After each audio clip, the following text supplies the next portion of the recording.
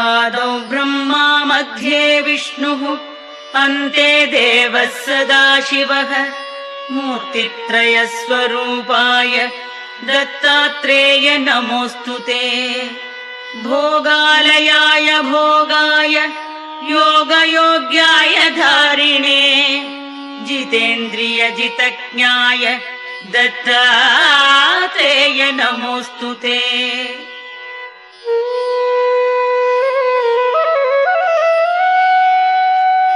दिगंबराय दिव्याय दिव्यरूपधराय च सदोदित परब्रह्म दत्तात्रेय नमोऽस्तु ते। जम्बुद्वीपे महाक्षेत्रे मादापुरनिवासिने जयमानसतां देव दत्तात्रेय नमोऽस्तु ते।